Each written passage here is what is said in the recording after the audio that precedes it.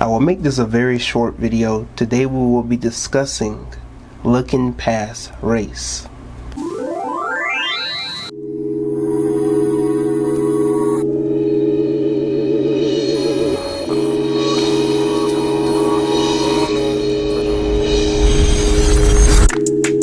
Ooh, I bet they can't stand me.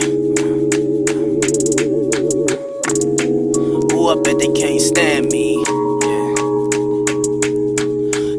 So I got a DM not too long ago, last week actually, and I meant to make this video last week, but you know, I've been busy, all this other type of stuff.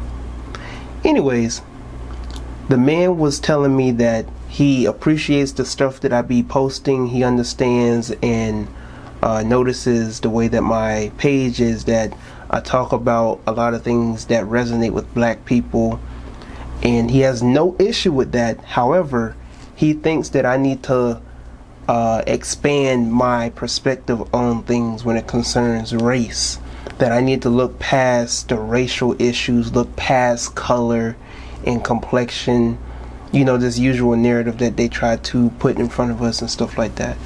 He tells me that I need to look past race and need to expand my view, you know, in terms of unifying or associating with other people outside of my race.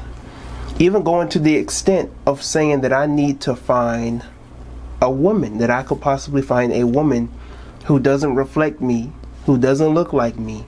And he said that I can find some type of connection with that person and build a family with that person, and that my mixed kids will be just as enlightened as the next. Here's the issue that I have with this, and I'm going to take this on a logical approach because I recorded this video before and I was very passionate. However, I was getting more into the emotion rather than just specifically and directly dealing with the logic of this at hand. When we're dealing with enlightenment, first of all, is an individual journey.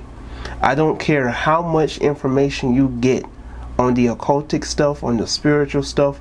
I don't care how deep you get into it. If you haven't dealt with the man in the mirror, if you haven't dealt with your self-hatred, I don't care how much information you might get, you haven't gone to the extent of enlightenment. You haven't reached that point of being your best self. If you can't look at yourself in the mirror and appreciate what you see in the mirror and appreciate your reflection and who you are, talking about I don't identify with my blackness, I'm more than just a black person, you know, I'm a person going into this body, just traveling, I'm just a vessel in a body, you know, all this type of hoopla that white people have given you. You know, my spirit doesn't have a color, it's clear, you know, like all the hoopla that white people have given you so that you will neglect yourself, neglect who you are and your history and your culture and your heritage and even your very makeup of who you are, being a nine-ether being, being a black person, you know. And when we're dealing with being a black person, we're not dealing with a color. We're not dealing with a label that white supremacy gave us. We're dealing with something far deeper than that. We're dealing with the origin of everything. From the darkness comes the light. From everything comes darkness. What are you talking about? Yeah, we have to look past skin color. It doesn't matter about your skin color. This is the white rhetoric that they have given you. This white supremacist rhetoric that they have given you in terms of trying to identify with something in order for you to not only neglect but to deflect from your very reflection, to turn away from who you are. You have to embrace who you are and to know thyself and to love who you are and to love what you see in the mirror in order to get somewhere in life. Otherwise, nobody's going to respect you if you don't even respect or love yourself. So when we're dealing with being black men, black women, also understand that we're dealing with a subliminal message here as well. So when they call us a black man or a black woman, they're telling us that we are the original man, the original woman. Okay, let's get that straight. Let's also make something clear that you cannot deny yourself and deny who you are and expect to be enlightened. There's no form of people in this world historically that have denied who they are and they gotten somewhere in life. When the French wanted independence, they took pride in them being French people. When the American people, when they had the American Revolution, they took pride in being who they are. All the many wars with African descent people, when we're dealing with the Gullah Wars, the Haitian Revolution, the many rebellions that you see throughout Africa. And you mean to tell me that these people had to look past their culture and who they are? You know what I'm saying? It does not make sense. It does not add up. You have to deal with who you are. You have to know thyself. That's the only way that you're going to get enlightenment. How are you going to tell me that you have to look past race? You have to look past the complexion. It goes far deeper than complexion. I know people of other races that have the same complexion and the same skin tone as me. That doesn't mean we're the same people. A lot of things go into perspective when it comes to knowing thyself and to knowing who you are and to loving who you are. You have to love the curly hair that you have and the very essence that comes with you being a black man or a black woman. You cannot deny who you are and give yourself up to other sets of people if you haven't got yourself in order first and the very people around you. When you look out within nature, you don't see this integration, this inclusion that you see being advertised and propagated to you by white supremacy in the media. The lions stay with the lions. The wolves stay with the wolves. The birds, the doves stay with the doves. The hawks stay with the hawks. The buzzards stay with the buzzards. You don't see an inclusion of anything. They might be all birds, but they have different environments. They have different instincts. They have different things that are going on with them. So you want to have this little inclusion thing with the Chinese people and the Hispanic people and the white people, all this other type of stuff, and they all have used you throughout history. They always use you as the stepping stone, as the footstool, because you always want to be inclusive. It doesn't matter if it's religion, if it's a different type of culture, a different hairstyle, a new dance move, a new slang, a new trend. It doesn't matter what you get yourself into. You are the only person in this world that feels like you have to be inclusive with everybody and share all your goods with everybody, instead of sharing it first with your neighbor, instead of sharing it first with your brother, sharing it with your neighbor, sharing it with your children, your family, your kinfolk. You feel like you can relate more to a white person? You feel like you can relate more to a Hispanic person, to an Asian person, to somebody outside of you before dealing with the people around you, people who reflect you? If you feel like that you can relate more or just as equal to somebody outside of you as you can with somebody who's right next to you, I think there's a big issue with that and something that you still have to do some inner work with yourself. Understand here that when we are dealing with enlightenment, we are dealing with an individual journey. You have to save yourself before you can save anybody else. Once you save yourself, you go for the lost sheep within your nation, within your set of people. That's your obligation, black man and black woman. My platform and the stuff that I speak on are specifically for the people who reflect me.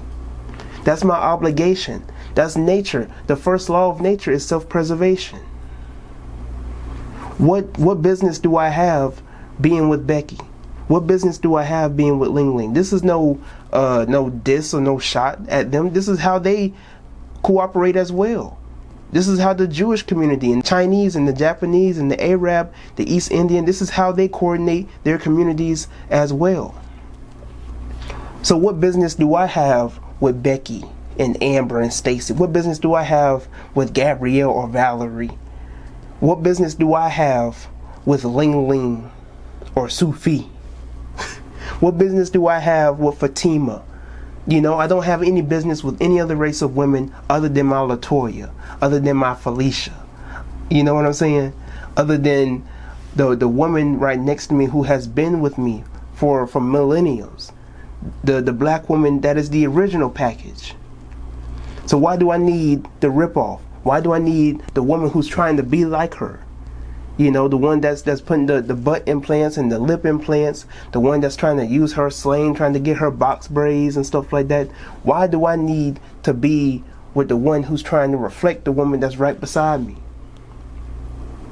the one who's always had my back. You know what I'm saying? So it's ridiculous, to be honest, for you have some black people who go far deep off of the end, to the point where they lose themselves. They forget who's in the mirror.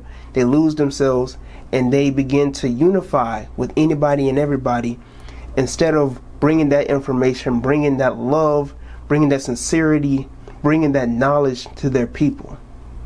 Even when you're dealing with the Jesus story, if you want to take it there, Jesus did not go for anybody but the lost sheep of the house of Israel. He only went for his people. He only told his people to go after their people. No, he didn't deal with anybody else. That didn't mean that he cast judgment and he was rude to other people, like when we're dealing with the Good Samaritan. But when we're dealing with this particular scenario of being there for your people, you are supposed to be for your people before anybody else. Even the angel went to Mary, telling her that this is going to be the Savior for your people. This is going to be the Messiah for your people. So even when you're dealing with Jesus and dealing with Christ consciousness, once you have this consciousness, you're not supposed to be trying to be the Savior for humanity. You're supposed to be the Savior for your people. But even that, you also have to understand that even when trying to save the people, you can't save the masses of black people. And that we'll save that for another day, for another time. So you have to be the one to save the lost sheep that want to hear. Those who have ears to hear. Those who have eyes to see. Those who want to understand. Because even when Jesus authorized his disciples to go out there and teach, if the person closed the door on you, you dust your feet off and you keep it moving. Cast not thy pearl to the swine. Let the dead bury the dead. These are things that Jesus was telling his disciples. Not everybody's going to get it. But for those who do get it, and those who want to learn, you unify with those people. And those people within your organization, people who reflect you, look like you. I love myself, so therefore I love my reflection. You cannot say that you want to be with other sets of people, you want to unify with other sets of people before your own people. Get your house in order first.